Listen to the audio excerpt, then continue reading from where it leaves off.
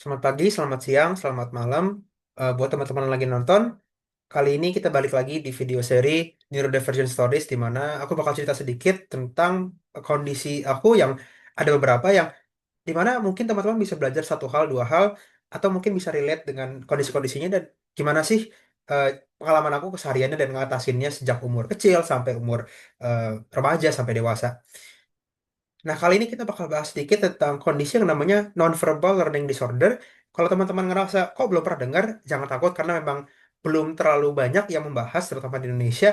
Tapi memang kondisi ini kondisi yang buat orang-orang biasa aja, ada kemungkinan yang cukup tinggi orang-orang ini punya kondisi ini. Mungkin teman-teman punya tapi nggak sadar gitu loh. Karena walaupun ini dikategorikan sebagai kondisi di mana seseorang yang eh, pengidap atau memiliki kondisinya itu bisa dikategorikan sebagai neurodivergent, tapi tidak sampai pada titik di mana itu mengganggu keseharian atau mengganggu kehidupan seseorang di level seseorang yang autis atau ADHD atau bipolar yang ekstrim misalnya gitu. Jadi di sini aku bakal cerita sedikit tentang gimana sih kondisinya dan apa aja ciri-cirinya dan bagaimana pengalaman keseharian dan gimana aku bisa ngatasinnya dan juga gimana cara aku bisa ngatasinnya dengan bantuan orang tua gitu ya. Jadi langsung kita mulai aja. Jadi apa sih definisinya sendiri dari nonverbal learning disorder itu berdasarkan benar-benar ngambil dari Wikipedia, Wikipedia terus di kopas dan ditranslate. Intinya adalah kekurangan dalam keterampilan nonverbal, terutama pemrosesan visual spasial. Jadi pemahaman apapun yang sifatnya bukan verbal, begitu. Kalau teman-teman bisa bayangin, banyak banget hal di dunia ini yang kita berinteraksi itu sebenarnya nggak verbal gitu kan ya. Kayak tatapan mata, kalau misalnya lagi ngomong, body language, kalau lagi komunikasi, hal-hal yang orang lagi lakukan, tidak diucapkan, itu juga nonverbal. Eh, apa, apapun yang kita lakukan, kalau tidak pakai mulut, sifatnya adalah nonverbal. Benar ya teman-teman?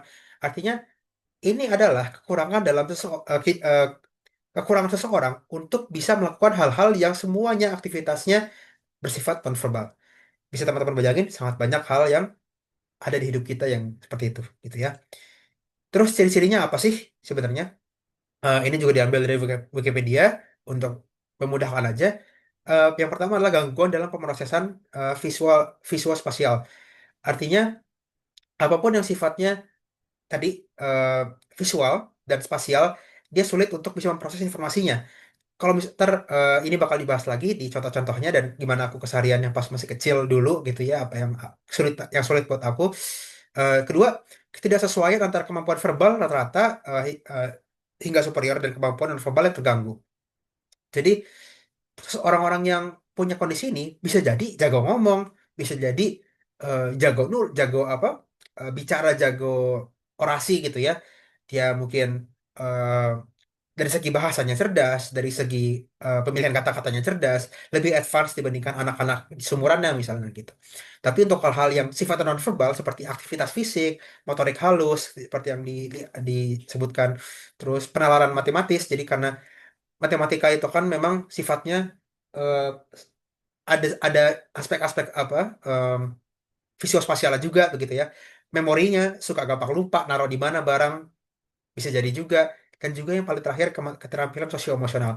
Karena ini nanti bakal dibahas lagi sangat berpengaruh terhadap komunikasi seseorang yang NLD atau non-verbal learning disorder ini. Oke. Nah, buat teman-teman yang mungkin nanya apa sih bedanya sama ASD atau ADHD atau bipolar apapun itu ya. Karena kok kelihatannya ada overlapnya dan betul memang ada overlapnya. Jadi diagnosa dari NLD itu memang ada tumpang tindihnya sama kondisi-kondisi yang lain gitu. Jadi seorang yang NLD bisa jadi ASD juga, bisa jadi ADHD juga, bisa jadi bipolar juga apapun itu. Tapi orang yang NLD belum pasti, jadi ya, jadi belum belum apa tidak pasti orang ADHD, tidak pasti orang NLD juga ASD juga ADHD. Tapi orang ASD dan ADHD ada kemungkinan cukup tinggi untuk punya NLD karena sangat besar overlapnya gitu. Jadi seperti disebut eh, memang banyak tumpang tindih gejala dan kondisinya dan diagnosanya dengan ASD, ADHD dan terutama SD-nya yang high functioning, bipolar, developmental coordination disorder dan segala macam gitu ya. Oke, setelah kita sudah ngebahas apa sih overlapnya, apa sih ciri-cirinya, apa diagnosanya, definisinya, ini bakal cerita sedikit gimana sih keseharian seseorang yang punya kondisi NLD ini? Karena sangat banyak yang bisa dibahas dan sangat berat, bukan sangat berat ya, sangat berbobot gitu ya, bisa dibilang. Jadi kalau tadi seperti sudah dibahas sebelumnya ada eh, hambatan dari segi komunikasi dan segi sosialisasi karena seseorang yang memiliki kondisi NLD akan sangat sulit memahami apa yang tidak orang ucapkan. Sementara mungkin bisa dibilang lebih dari setengah komunikasi adalah sesuatu hal-hal yang tidak kita ucapkan. Omongan kita berbicara itu hanya sebagian kecil dari komunikasi. Contohnya teman-teman misalnya lagi di rumah sama orang tua, sama teman, sama mungkin yang udah punya pasangan gitu ya. Eh, atau nggak di lingkungan sekolah, di lingkungan kantor, komunikasi itu hanya sebagian kecil. Karena kalau kita sedang beraktivitas berada di sekitar orang sama dari pagi sampai malam misalnya lagi libur, hal-hal yang orang lakukan di sekitar kita itu juga komunikasi, ya kan? Misalnya nih, misalnya ambil ambil contoh, tiba-tiba hujan, terus jemuran belum diangkat teman-teman gitu ya, jemuran belum diangkat. Kalau misalnya eh, teman-teman biarin aja dan membiarkan orang lain di rumah untuk ngangkatin jemurannya, padahal mungkin misalnya teman-teman lebih dekat dibandingin orang yang lain, mungkin itu ayah, mungkin itu ibu, mungkin itu pasangan atau apa mbak siapapun itu. Artinya teman-teman menunjukkan secara tidak langsung bahwa teman-teman nggak peduli sama rumah, nggak peduli sama jemurannya dan nggak peduli sama orang-orang di rumah karena ya udah biarin deh orang lain aja yang kerjain, gue males gitu. Misalnya begitu. Itu kan komunikasi juga. Apa yang kita lakukan, tindakan-tindakan kita juga bentuk komunikasi. Belum lagi hal-hal yang lebih halus. Misalnya cara kita, bahasa tubuh kita saat kita bicara, tatapan mata kita, raut wajah kita gitu ya. Hal-hal yang sifatnya nonverbal. Nah, buat seseorang yang memiliki kondisi nonverbal learning disorder, semua hal ini rasanya asing. Dan itu yang aku rasakan gitu ya. Eh, Mungkin di video sebelumnya aku pernah cerita juga gimana cara aku eh, ngasih keranjang ke salah satu mbak dulu pakai kaki gitu ya. Buat seseorang yang non verbal learning disorder, emang kenapa sih pakai kaki? Emang kenapa? Tapi itu adalah sesuatu yang sangat gak sopan, benar teman-teman. Sesuatu yang sangat-sangat ini kegedean ternyata. Sesuatu yang sangat-sangat kasar gitu ya, gak sopan, kasar, merendahkan. Tapi si anak saya dulu masih kecil nih nggak ngerti karena memang kondisinya itu bikin hal-hal yang non verbal ini rasanya kayak tidak real gitu karena tidak bisa dipahami tidak bisa dibuat konkret oleh seseorang sosok ini seorang ini artinya dia perlu usaha yang sangat besar dan perlu repetisi yang sangat banyak untuk bisa memahami hal-hal yang sifatnya komunikasi nonverbal. Contoh lainnya selain ngasih nggak ngerti kenapa ngasih keranjang pakai kaki itu nggak sopan adalah tadi dikasih tugas dikasih kerjaan sama orang tua misalnya. Div, tolong beresin rumah ya. Ya bunda, ya siap. Dulu aku mikir, emang kenapa sih kalau misalnya nyelesain ini harus buru-buru? Emang kenapa? Padahal itu juga bentuk komunikasi. Dengan aku dengerin langsung dan langsung ngerjain, artinya aku ngasih respect, aku menghargai effort ayah bunda, effort aku menghargai presence ayah bunda, kehadiran ayah bunda di rumah sebagai orang tua. Menghargai apa? Membantu di rumah, bantu beres-beres, on time, eh, pegang amanah, itu semua hal yang sifatnya adalah komunikasi nonverbal. Benar teman-teman setuju. Kalau misalnya teman-teman punya roommate atau misalnya punya orang-orang di rumah yang kerjaannya yang nggak pernah dengerin kalau misalnya disuruh, nggak pernah bantu-bantu beres-beres, semua barang-barang berantakan, kan itu juga rasanya sebel, kesel kan. Itu bentuk komunikasi juga, gitu ya. Tapi nonverbal. Nah, buat teman-teman yang mungkin pernah ngalamin hal-hal seperti ini juga di kehidupan teman-teman, bisa jadi, belum pasti lagi-lagi ini bukan diagnosa expert ya, bukan diagnosa seorang psikiater atau psikolog, tapi itu adalah sesuatu yang aku sangat-sangat sulit untuk lakukan selama sampai sekarang sebenarnya gitu ya. Oke, dan itu belum belum lagi hal-hal yang termasuk sifatnya tadi subtle dan lebih halus seperti komunikasi non apa kayak bahasa tubuh dan raut wajah, em, apa yang aku lakukan sejak lagi ngobrol misalnya ngomong tapi nggak ngadep orang tua ngomong tapi nggak ngadep nenek tante misalnya gitu buat orang buat aku dulu mikir emang kenapa sih kan suaranya tetap kedengaran tapi sopannya adalah muter badan bener ya teman-teman kalau misalnya ada sepupu atau ada adik atau apa sih anak misalnya ada teman-teman nanti punya anak terus dipanggil, eh, dia diajak ngobrol tapi nggak ngadep gitu. Kan nggak sopan, nggak enak. Kok dia kayak nggak respect sih? Itu sesuatu yang aku juga dulu sangat-sangat kesulitan untuk pahamin. Emang kenapa sih segini doang dipermasalahin gitu ya? Nah, yang kedua belajar. Tadi sempat disebut juga di slide ke apa? Slide saya sebelumnya ada kondisi di mana penalaran matematisnya sulit dan juga memori visual spasialnya sulit. Pelupa, ya pelupa. Jadi materi hafalan tidak mudah. Buat teman-teman yang susah banget buat hafal, mau itu ngafal apa materi-materi dulu apa IPS ya yang materi sejarah, materi apa sih sifat-sifat hafalan kayak em, apa sih hukum-hukum segala macam bisa jadi lagi-lagi belum jangan ambil sebagai diagnosa bisa jadi ini juga eh, salah satu kondisi yang teman-teman punya dan juga matematika. Aku bisa ngaku sekarang bisa matematika kalau misalnya dipaksa habis-habisan. Belajar bener-bener gak pernah meleng, gak pernah apa meleng di kelas, selalu nyatat semua dicatat. Belajar eh, setiap hari habis kelasnya gitu ya. Belajarnya nggak hamin satu doang kalau misalnya mau ujian. Kalau misalnya kayak gitu bisa. Tapi begitu gurunya tidak jago ngajar matematika misalnya, atau materinya emang cukup berat gitu ya atau gak ada mau waktu buat belajar atau nggak nyempetin waktu buat belajar matematika setengah mati belajarnya gitu. Ini pun juga masuk ke eh, tadi mungkin topik lupanya itu aku sering banget salah naruh barang terus lupa taruh di mana. Itu bisa jadi dibilang seminggu pasti ada sekali gitu ya. Dulu lebih parah, dulu sehari sekali 2 kali gitu naruh barang sini terus hilang pusing taruh di mana terus tiba-tiba berapa hari kemudian ketemu. Ya itu salah satu juga mungkin mungkin bisa jadi itu teman-teman punya kalau pelupanya tuh kronis misalnya bisa apa curiga mungkin gitu ya teman-teman bisa jadi NLD. Eh, ya kondisi NLD ini bikin memahami hal-hal yang sifatnya bukan bahasa tadi seperti disebut untuk verbal dan bahasa bisa jadi cukup tinggi kemampuannya. Aku termasuk yang cukup bagus di bahasa Inggris, di bahasa Indonesia. Jangan tanya kalau misalnya bahasa Arab sama bahasa Mandarin ya karena itu ngafal semua, ngafal kata-kata. Tapi untuk dua bahasa ini karena lebih sering interaksi itu cukup oke.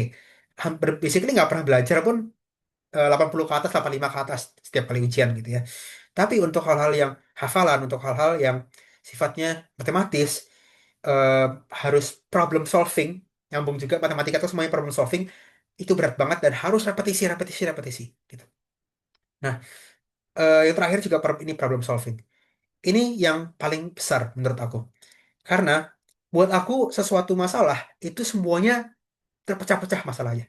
Misalnya nih, studi kasus buat teman-teman ya. Kalau teman-teman sekarang lagi gemuk badannya, mungkin teman-teman bisa langsung menganalisa kenapa teman-teman gemuk. Teman-teman makannya nggak sehat, itu jajan.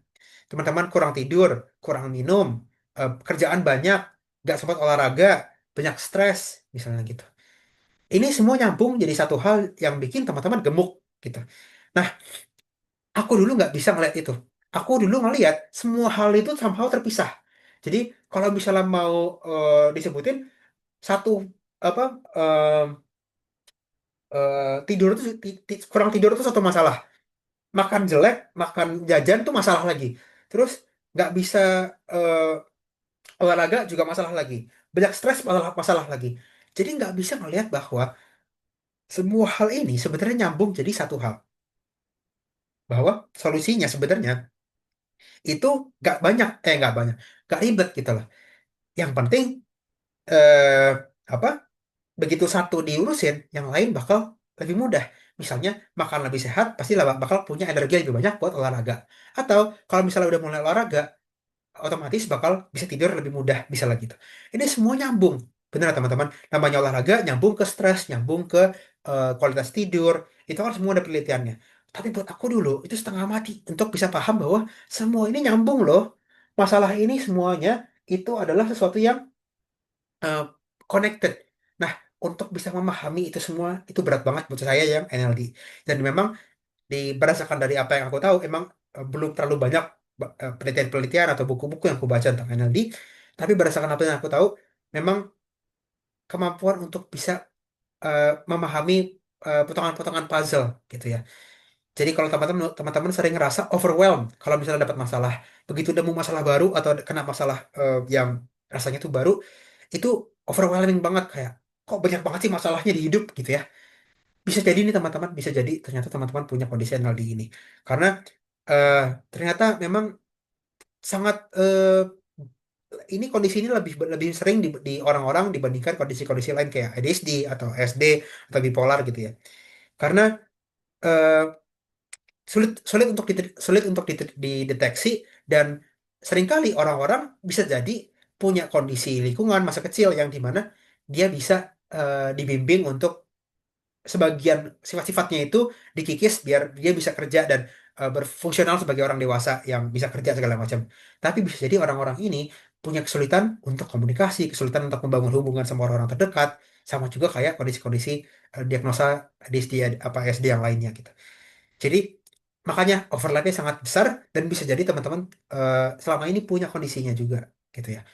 Em, ini semua kondisi-kondisi ini untungnya alhamdulillah aku punya orang tua yang sangat-sangat ya apa ya maju lah dibandingkan orang tua lainnya bisa jadi bilang dengan belajar dari buku-buku sejak aku umur SD gitu ya.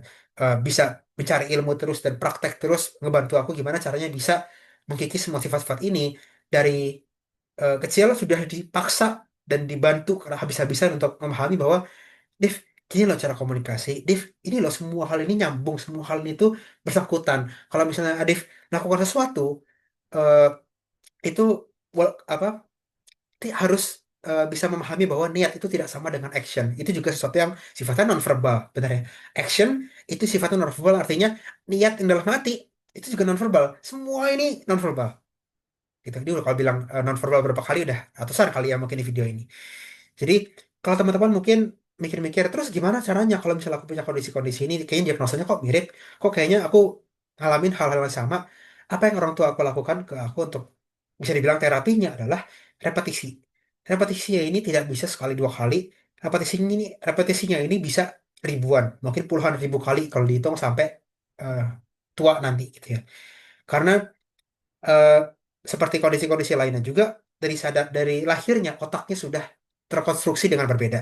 Kalau teman-teman punya kondisi ini, diagnosa ini eh, punya ciri-ciri ini, bisa jadi teman-teman benar-benar dari lahir otaknya sudah berbeda dibandingkan orang-orang biasa.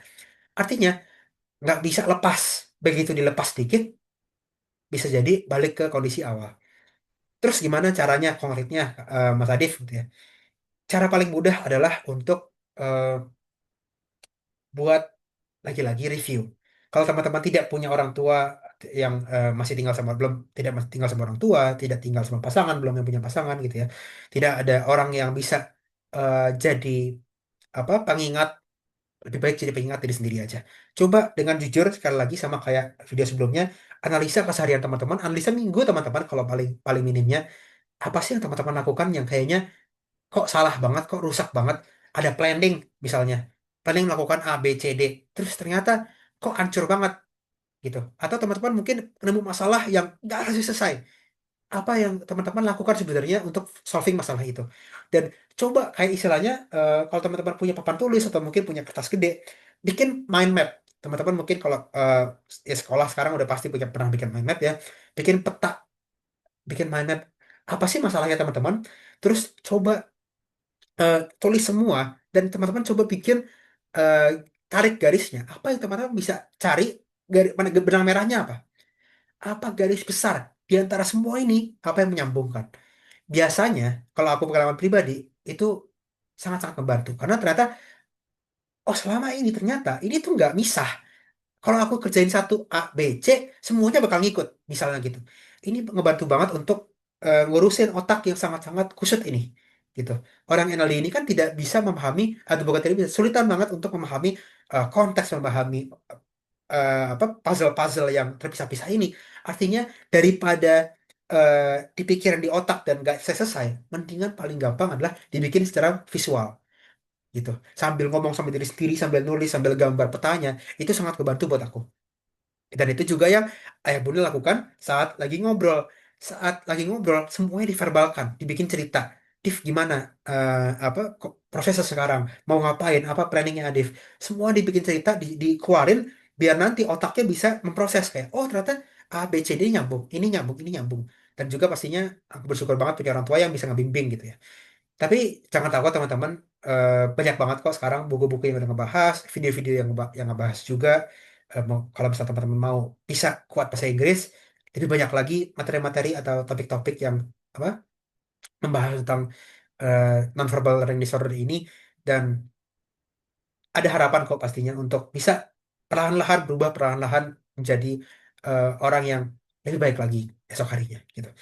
Nah, ini untuk introduction aja untuk non-verbal learning disorder ini. Buat teman-teman yang lagi nyari, yang pengen nyari source, lagi-lagi banyak video-video bahasa Inggris, bahasa Indonesia mungkin juga ada yang di YouTube atau artikel-artikel, buku-buku juga ada, bisa dicari. Itu aja untuk sekarang. Semoga teman-teman bisa praktek, semoga teman-teman bisa mulai proses repetisinya, mulai proses self terapinya. Itu aja dari saya. Eh, izin pamit. See you next time. Bye bye.